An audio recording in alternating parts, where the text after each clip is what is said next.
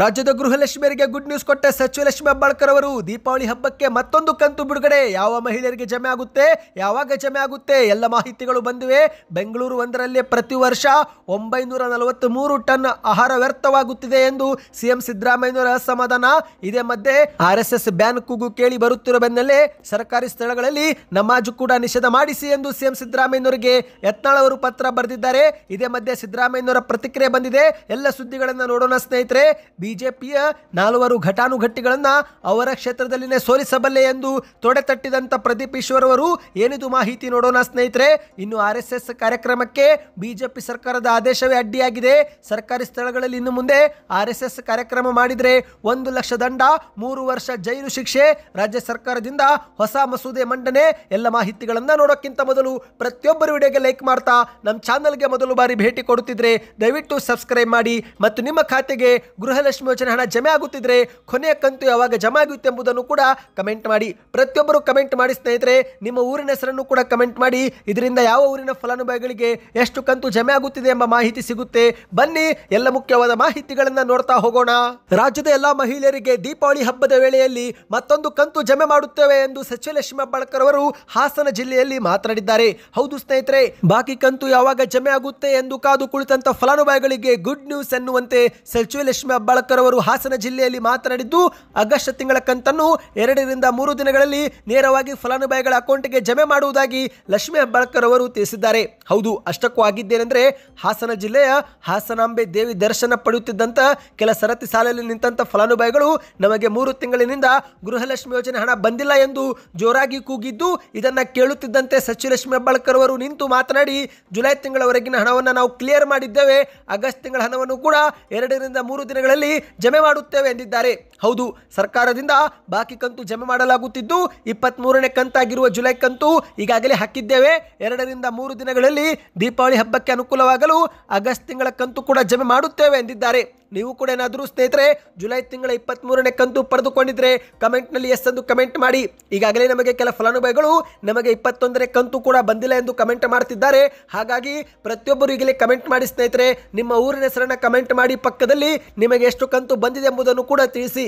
ಇದರಿಂದ ಯಾವ ಫಲಾನುಭವಿಗಳಿಗೆ ಎಷ್ಟು ಕಂತು ಮತ್ತು ಯಾವ ಊರಿಗೆ ಎಷ್ಟು ಹಣ ಬಿಡುಗಡೆ ಆಗಿದೆ ಎಂಬ ಒಂದು ಮಾಹಿತಿ ಸಿಗುತ್ತೆ. ಇನ್ನು ಸರ್ಕಾರದ ವರದಿಯ ಪ್ರಕಾರ ನೋಡುವುದಾದ್ರೆ ಜುಲೈ ತಿಂಗಳವರೆಗಿನ ಕಂತನ್ನ ಜಮೆ ಮಾಡಲಾಗಿದೆ. ಅಂದ್ರೆ 23 ಕಂತುಗಳನ್ನ ಫಲಾನುಭವಿಗಳ ಖಾತೆಗೆ ಹಾಕುವ ಮೂಲಕ ಒಟ್ಟು 46,000 ಹಣವನ್ನು ಪ್ರತಿ ಫಲಾನುಭವಿಗಳಿಗೆ ಹಾಕಲಾಗಿದೆ ಸ್ನೇಹಿತರೆ. ನಿಮ್ಮ ಖಾತೆಗೂ ಹಣ ಜಮೆ ಆಗುತ್ತಿದ್ರೆ ಕಮೆಂಟ್ ನಲ್ಲಿ ಎಸ್ ಎಂದು ಕಮೆಂಟ್ ಮಾಡಿ ಮತ್ತು ಕೊನೆ ಕಂತು ಯಾವಾಗ ಜಮೆ ಆಗುತ್ತೆ ಎಂಬುದನ್ನು ಕೂಡ ಕಮೆಂಟ್ ಮಾಡಿ. ಇನ್ನಿದೀಗ ಎರಡನೇ ಮುಖ್ಯವಾದ ಮಾಹಿತಿಗೆ ಹೋಗೋಣ ಸ್ನೇಹಿತರೆ. ಕರ್ನಾಟಕದಲ್ಲಿ ಯಾರು ಕೂಡ ಹಸುವಿನಿಂದ ಮಲಗಬಾರದು ಎಂಬ ಒಂದು ಕಾರಣಕ್ಕೆ ಮುಖ್ಯಮಂತ್ರಿ ಸಿದ್ದರಾಮಯ್ಯನವರು ಅನ್ನಭಾಗ್ಯ ಯೋಜನೆ ಜಾರಿಗೆ ತಂದಿದ್ದಾರೆ. ಆದರೆ ಇದೇ ಮಧ್ಯೆ ಬೆಂಗಳೂರು ಒಂದರಲ್ಲೇ ಪ್ರತಿ ವರ್ಷ 943 ಟನ್ ಆಹಾರ ವ್ಯರ್ಥ ಆಗಿ ಹೋಗುತ್ತಿದೆ ಎಂದು ಗೊತ್ತಾಗಿದೆ. ಹೌದು ಗೆಳೆಯರೆ, ರಾಜ್ಯದ ರಾಜಧಾನಿ ಬೆಂಗಳೂರು ಒಂದರಲ್ಲೇ ಪ್ರತಿ ವರ್ಷ 943 ಟನ್ ಆಹಾರ ವ್ಯರ್ಥವಾಗುತ್ತಿದೆ. ಇದು ಸರಿಸುಮಾರು 360 ಕೋಟಿ ರೂಪಾಯಿ ಮೌಲ್ಯದ ಆಹಾರ ವ್ಯರ್ಥವಾಗಿದೆ ಎಂದು ಮುಖ್ಯಮಂತ್ರಿ ಸಿದ್ದರಾಮಯ್ಯನವರು ವೇದಿಕೆ ಮೇಲೆ ಅಸಮಾಧಾನ ಮಾತುಗಳನ್ನಾಡಿದ್ದಾರೆ. ಯಾರು ಗೊತ್ತಿದ್ದು ಆಹಾರ ವ್ಯರ್ಥ ಮಾಡುತ್ತಾರೋ ಅವರು ಅನ್ನಕ್ಕೆ ಅಹಂಕಾರ ತೋರಿಸುತ್ತಿದ್ದಾರೆ ಎಂದು ಸಿಎಂ ಸಿದ್ದರಾಮಯ್ಯನವರು ಹೇಳಿಕೆಯನ್ನು ಕೊಟ್ಟಿದ್ದಾರೆ. ಹೌದು, ವಿಧಾನಸೌಧದ ಬ್ಯಾಂಕ್ವೆಟ್ ಹಾಲ್ನಲ್ಲಿ ಆಹಾರ ಮತ್ತು ನಾಗರಿಕ ಸರಬರಾಜು ಇಲಾಖೆ ವತಿಯಿಂದ ಉತ್ತಮ ಆಹಾರಗಳು ಮತ್ತು ಉತ್ತಮ ಭವಿಷ್ಯಕ್ಕಾಗಿ ಕೈ ಜೋಡಿಸಿ ಎಂಬ ಒಂದು ಕಾರ್ಯಕ್ರಮದ ಅಡಿಯಲ್ಲಿ ವಿಶ್ವ ಆಹಾರ ದಿನಾಚರಣೆಯನ್ನ ಮುಖ್ಯಮಂತ್ರಿಯವರು ಉದ್ಘಾಟಿಸಿ ಮಾತನಾಡಿದ್ದು, ನಾವು ಒಂದು ಕಾಲದಲ್ಲಿ ಅನ್ನಕ್ಕಾಗಿ ಅಮೆರಿಕ ದೇಶದ ಮೇಲೆ ಅವಲಂಬಿತರಾಗಿದ್ದೆವು. ಆದರೆ ಇದೀಗ ಕಾಲ ಬದಲಾವಣೆಯಾಗಿದೆ. ನಾವೇ ವಿದೇಶಗಳಿಗೆ ಅನ್ನವನ್ನು ರಫ್ತು ಮಾಡುವ ಮಟ್ಟಕ್ಕೆ ಪ್ರಗತಿ ಸಾಧಿಸಿದ್ದೇವೆ. ಇನ್ನು ನಾವು ಯಾರೂ ಕೂಡ ಹಸಿವಿನಿಂದ ಮಲಗಬಾರದು ಎನ್ನುವ ಕಾರಣಕ್ಕೆ ಅನ್ನಭಾಗ್ಯ ಯೋಜನೆ ಜಾರಿಗೆ ತಂದಿದ್ದೆವು. ಹೀಗಾಗಿ ಕಾಂಗ್ರೆಸ್ ಬಡವರ ಪರವಾದ ಯೋಜನೆಗಳನ್ನ ಜಾರಿಗೆ ತಂದಿದೆ. ಆಹಾರ ಭದ್ರತೆ ಕಾಯ್ದೆಯನ್ನು ಈ ಒಂದು ಹಿಂದೆ ಬಿಜೆಪಿಯವರು ತೀವ್ರವಾಗಿ ವಿರೋಧ ಮಾಡಿದ್ರು. ಬಡವರ ವಿರೋಧಿ ನೀತಿನೇ ಬಿಜೆಪಿಯವರ ಸಿದ್ಧಾಂತ ಎಂದು ವೇದಿಕೆ ಮೇಲೆ ವಾಗ್ದಾಳಿಯನ್ನ ಮಾಡಿದ್ದಾರೆ. ಇದನ್ನ ಜನರು ಅರ್ಥ ಮಾಡಿಕೊಳ್ಳಬೇಕು ಎಂದು ಕರೆ ಕೊಟ್ಟಿದ್ದಾರೆ. ಅನ್ನಭಾಗ್ಯದ ಅಕ್ಕಿ ಸಂಗ್ರಹಿಸಿ ಕಾಳಸಂತೆಯಲ್ಲಿ ಮಾರುವವರ ವಿರುದ್ಧ ನಾವೀಗ ಕಠಿಣ ಕ್ರಮ ತೆಗೆದುಕೊಳ್ಳುತ್ತೇವೆ.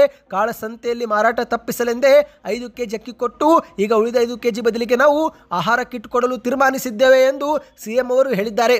ಆಹಾರದ ಬಗ್ಗೆ ಜಾಗೃತೆ, ಸಣ್ಣ ರೈತರ ರಕ್ಷಣೆ ಮಾಡುವುದೇ ನಮ್ಮ ಮತ್ತು ನಿಮ್ಮೆಲ್ಲರ ಜವಾಬ್ದಾರಿಯಾಗಿದೆ ಎಂದು ಸಿಎಂ ಅವರು ಹೇಳಿಕೆಯನ್ನು ಕೊಟ್ಟಿದ್ದಾರೆ. ಇದೇ ಮಧ್ಯೆ ಡಿಕೆ ಶಿವಕುಮಾರ್ ಅವರು ಕೂಡ ಮಾತನಾಡಿ, ಈಗ ಅನ್ನಭಾಗ್ಯ ಯೋಜನೆಯಲ್ಲಿ ಹೆಚ್ಚುವರಿ ನೀಡಲಾಗುತ್ತಿರುವ ಅಕ್ಕಿ ದುರ್ಬಳಕೆ ಆಗುತ್ತಿದೆ. ಹಾಗಾಗಿ ಅದನ್ನು ತಪ್ಪಿಸಲು ನಾವು ಆಹಾರ ಕಿಟ್ ಕೊಡಲು ತೀರ್ಮಾನ ಮಾಡಿದ್ದೇವೆ.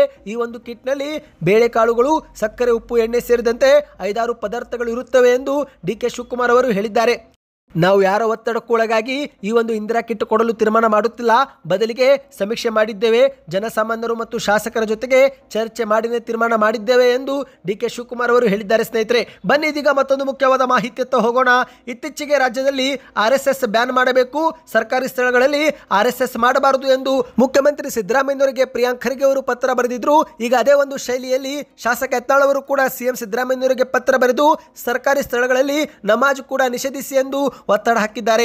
ಹೌದು, ಸರ್ಕಾರಿ ಸ್ಥಳಗಳಲ್ಲಿ ನಮಾಜ್ ಇನ್ನು ಮುಂದೆ ನಿಷೇಧ ಮಾಡಬೇಕು ಎಂದು ಸಿಎಂ ಸಿದ್ದರಾಮಯ್ಯನವರಿಗೆ ಶಾಸಕ ಬಸವನಗೌಡ ಪಾಟೀಲ್ ಯತ್ನಾಳ್ ಅವರು ಇದೀಗ ಪತ್ರವೊಂದು ಬರೆದಿದ್ದಾರೆ. ಸ್ನೇಹಿತರೆ, RSSಗೆ ಸರ್ಕಾರ ಅಂಕುಶ ಹಾಕಿದ ಬೆನ್ನಲ್ಲೇ ಇನ್ನು ಮುಂದೆ ಸರ್ಕಾರಿ ಸ್ಥಳಗಳಲ್ಲಿ ನಮಾಜ್ ಕೂಡ ನಿಷೇಧಿಸಿ ಎಂದು ಸಿಎಂ ಸಿದ್ದರಾಮಯ್ಯನವರಿಗೆ ಯತ್ನಾಳ್ ಅವರು ಪತ್ರವನ್ನ ಬರೆದಿದ್ದಾರೆ. ಈ ಬಗ್ಗೆ ಒಂದು ಟ್ವೀಟ್ ಕೂಡ ಮಾಡಿದ್ದಾರೆ. ಸ್ನೇಹಿತರೆ, ನೀವು ಸ್ಕ್ರೀನ್ ಮೇಲೆ ಒಂದು ಟ್ವೀಟ್ ನೋಡ್ತಿರಬಹುದು.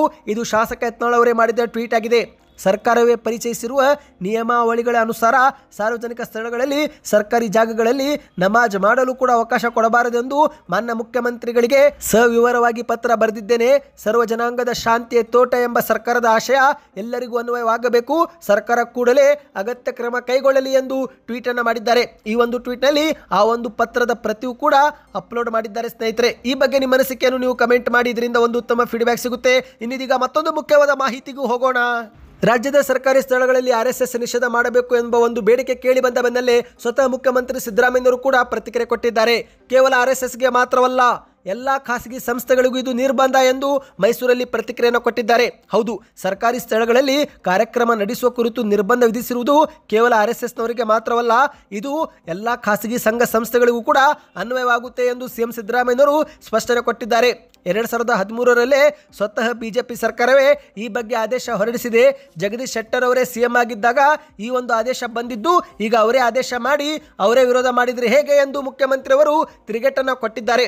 ಸುದ್ದಿಗಾರರೊಂದಿಗೆ ಮಾತನಾಡಿದಂಥ ಸಿಎಂ ಸಿದ್ದರಾಮಯ್ಯನವರು, ಈಗಾಗಲೇ ನಾವು ಸಚಿವ ಸಂಪುಟ ಸಭೆಯಲ್ಲಿ ಈ ಬಗ್ಗೆ ಸ್ಪಷ್ಟ ನಿರ್ಧಾರ ಮಾಡಿದ್ದೇವೆ. ಸರ್ಕಾರಿ ಶಾಲೆಗಳಾಗಿರಲಿ, ಕಾಲೇಜುಗಳು, ಅನುದಾನಿತ ಶಿಕ್ಷಣ ಸಂಸ್ಥೆಗಳು, ಉದ್ಯಾನವನಗಳು, ಆಟದ ಮೈದಾನಗಳು, ಸಾರ್ವಜನಿಕ ರಸ್ತೆಗಳು ಮತ್ತು ಇತರೆ ಸ್ಥಳಗಳನ್ನು ಇನ್ನು ಮುಂದೆ ಯಾವುದೇ ಖಾಸಗಿ ಸಂಘ ಸಂಸ್ಥೆ ಅಥವಾ ಸಂಘಟನೆ ತಮ್ಮ ಚಟುವಟಿಕೆಗಳಿಗೆ ಬಳಸುವ ಮುನ್ನ ಆ ಸ್ಥಳದ ಮಾಲೀಕತ್ವ ಹೊಂದಿದ ಸಕ್ಷಮ ಪ್ರಾಧಿಕಾರಗಳಿಂದ ಅನುಮತಿ ಪಡೆಯುವುದು ಕಡ್ಡಾಯ. ಒಂದೊಮ್ಮೆ ಅನುಮತಿ ಪಡೆಯದಿದ್ದರೆ ಆಗ ಕಠಿಣ ಕ್ರಮ ಜರುಗಿಸುತ್ತೇವೆ ಎಂದು ಸಿಎಂ ಅವರು ಹೇಳಿಕೆಯನ್ನು ಕೊಟ್ಟಿದ್ದಾರೆ. ಸ್ನೇಹಿತರೆ, ಒಟ್ಟಿನಲ್ಲಿ ಈ ಒಂದು ನಿರ್ಬಂಧ ಕೇವಲ RSSನವರಿಗೆ ಮಾತ್ರವಲ್ಲ, ಬದಲಿಗೆ ಎಲ್ಲ ಒಂದು ಖಾಸಗಿ ಸಂಘ ಸಂಸ್ಥೆಗಳಿಗೆ ಅನ್ವಯವಾಗುತ್ತೆ ಎಂದು ಸಿಎಂ ಸಿದ್ದರಾಮಯ್ಯನವರು ಹೇಳಿಕೆಯನ್ನು ಕೊಟ್ಟಿದ್ದಾರೆ. ಸ್ನೇಹಿತರೆ, ಬನ್ನಿದೀಗ ಮತ್ತೊಂದು ಮುಖ್ಯವಾದ ಮಾಹಿತಿಯತ್ತ ಹೋಗೋಣ. ಬಿಜೆಪಿಯ 4 ಘಟಾನುಘಟಿಗಳನ್ನು ಅವರೇ ಕ್ಷೇತ್ರದಲ್ಲಿ ನಾನು ಸೋಲಿಸಬಲ್ಲೆ ಎಂದು ಪ್ರದೀಪ್ ಈಶ್ವರ್ ಅವರು ತೊಡೆತಟ್ಟಿದ್ದಾರೆ. ಹೌದು ಗೆಳೆಯರೆ, 4 ಬಿಜೆಪಿಯ ಪ್ರಮುಖ ನಾಯಕರನ್ನು ಅವರದ್ದೇ ಕ್ಷೇತ್ರದಲ್ಲಿ ಸ್ಪರ್ಧೆ ಮಾಡಿ ಸೋಲಿಸುವ ತಾಕತ್ ನನಗಿದೆ ಎಂದು ಚಿಕ್ಕಬಳ್ಳಾಪುರದ ಕಾಂಗ್ರೆಸ್ ಶಾಸಕ ಪ್ರದೀಪ್ ಈಶ್ವರ್ ಅವರು ಮತ್ತೆ ಸವಾಲು ಹಾಕಿದ್ದಾರೆ.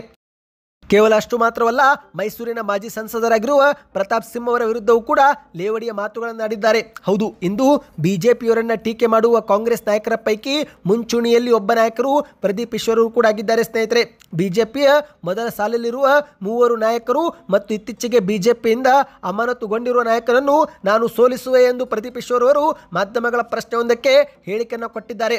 ಕಳೆದ ಲೋಕಸಭಾ ಚುನಾವಣೆ ವೇಳೆಯೂ ಕೂಡ ಬಿಜೆಪಿ ಅಭ್ಯರ್ಥಿ ಗೆಲುವು ಸಾಧಿಸಿದರೆ ನನ್ನ ಮೀಸೆ ಬೋಳಿಸುವೆ ಮತ್ತು ರಾಜಕೀಯ ಸನ್ಯಾಸ ತೆಗೆದುಕೊಳ್ಳುತ್ತೆ ಎಂದೆಲ್ಲ ಪ್ರದೀಪ್ ಈಶ್ವರ್ ಅವರು ಪ್ರಚಾರ ಮಾಡಿದ್ರು, ಭಾಷಣವನ್ನು ಕೂಡ ಮಾಡಿದ್ರು.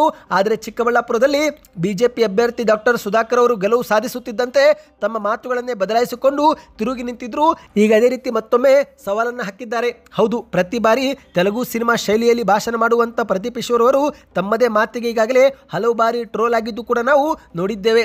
ಈಗ ಮತ್ತೊಮ್ಮೆ ಬಿಜೆಪಿಯಲ್ಲಿ ಯಾರನ್ನೆಲ್ಲ ಸೋಲಿಸಬಲ್ಲಿರಿ ಎನ್ನುವ ಮಾಧ್ಯಮಗಳ ಪ್ರಶ್ನೆಗೆ 4 ಕಮಲ ಪಡೆಯ ನಾಯಕರ ಹೆಸರನ್ನು ಉಲ್ಲೇಖಿಸಿ ಪಡಿಸಿ ಅವರನ್ನು ಸೋಲಿಸುವ ತಾಕತ್ತಿದೆ ಎಂದಿದ್ದಾರೆ. ಇದೇ ನಡುವೆ ಮಾಧ್ಯಮದವರು ಮೈಸೂರಿನ ಮಾಜಿ ಸಂಸದ ಪ್ರತಾಪ್ ಸಿಂಹ ಅವರನ್ನು ಕೂಡ ನೀವು ಸೋಲಿಸುತ್ತೀರಾ ಎಂದು ಪ್ರಶ್ನೆ ಮಾಡುತ್ತಿದ್ದಂತೆ ಅದಕ್ಕೆ ಉತ್ತರ ಕೊಟ್ಟಂತ ಪ್ರದೀಪ್ ಈಶ್ವರ್ ಅವರು, ಅವರೆಲ್ಲ ನನಗೆ ಸ್ಪರ್ಧಿಗಳೇ ಅಲ್ಲ, ಅವರು ಔಟ್ಡೇಟೆಡ್ ನಾಯಕರು, ನಮ್ಮ ಬ್ಲಾಕ್ ಪ್ರೆಸಿಡೆಂಟ್ಗಳೇ ಅವರನ್ನು ಆರಾಮಾಗಿ ಸೋಲಿಸಲು ಸಾಕು, ನಾನು ಜಾಸ್ತಿ ಎಂದು ಪ್ರದೀಪ್ ಈಶ್ವರ್ ಅವರು ಆತ್ಮವಿಶ್ವಾಸದ ಮಾತುಗಳನ್ನಾಡಿದ್ದಾರೆ.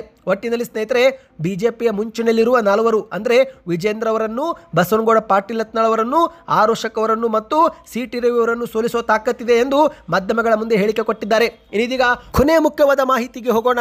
ಇನ್ನು ಮುಂದೆ ಸರ್ಕಾರಿ ಸ್ಥಳಗಳಲ್ಲಿ RSS ಕಾರ್ಯಕ್ರಮ ನಡೆಸಿದರೆ 1 ಲಕ್ಷ ದಂಡ ಮತ್ತು 3 ವರ್ಷ ಜೈಲು ಶಿಕ್ಷೆ ವಿಧಿಸುವ ಹೊಸ ಮಸೂದೆ ಮಂಡನೆ ಮಾಡಲು ರಾಜ್ಯ ಸರ್ಕಾರ ಮುಂದಾಗಿದೆ. ಹೌದು, ಸಾರ್ವಜನಿಕ ಸ್ಥಳಗಳಲ್ಲಿ RSS ಚಟುವಟಿಕೆ ನಿಷೇಧ ಕುರಿತಂತೆ ಪ್ರಿಯಾಂಕ್ ಖರ್ಗೆ ಅವರು ಸಿಎಂ ಸಿದ್ದರಾಮಯ್ಯನವರಿಗೆ ಪತ್ರ ಬರೆದ ಬೆನ್ನಲ್ಲೇ ಈ ಒಂದು ಕ್ರಮ ತೆಗೆದುಕೊಳ್ಳಲು ಸರ್ಕಾರ ಮುಂದಾಗಿದೆ. ಅಂದಹಾಗೆ ಸ್ನೇಹಿತರೆ, ಬಿಜೆಪಿಯವರು ಹೊರಡಿಸಿರುವ ಆದೇಶ ಇದೀಗ ಬಿಜೆಪಿಯವರಿಗೆ ಮುಳ್ಳಾಗಿ ಪರಿಣಮಿಸಿದೆ.